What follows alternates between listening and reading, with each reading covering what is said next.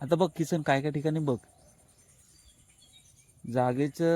जागा स्वतःच्या मालकाच्या नावाची, कागदपत्र त्यांच्या नावावर, तरी काय काय जण येतात बघ, हा रस्ता करायचा आहे, तो रस्ता करायचा आहे. अरे पण तुम्ही त्यांची ही घ्या ना, त्यांची म्हणजे त्यांना द्यायचं आहे का नाही, त्यांना त्याच्यावर शेती बिस्ती करायची असल्या जबरदस्ती कशाला. आता मला सांग, उद्या उठले सुटले कोण पण इथे येईल, आपण आपली ह्याच्यावर गुरं चारतात, गुरं चरून त्यांना दूध बीत आपल्याला मिळतो, त्याच्यावर पैसे मिळतात ना आपल्याला, त्याचा आपला उदरनिर्वाह होतो. असे पिढ्यानपिढ्या पिढ्यानपिढ्याचा असा आधार आहे, आपला पोट आहे ना याच्यावर. मग ह्याच्यासाठी आपल्याला लढायला पाहिजे, जपायला पाहिजे.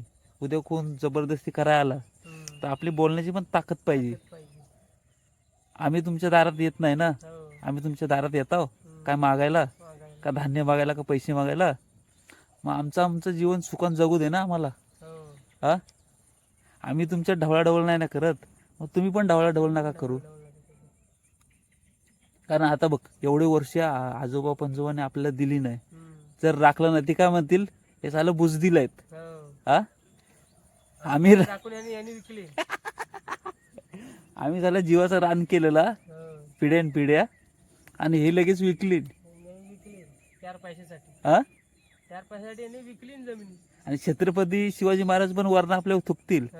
त्याला कसल्याला मी स्वातंत्र्य मिळून दिला.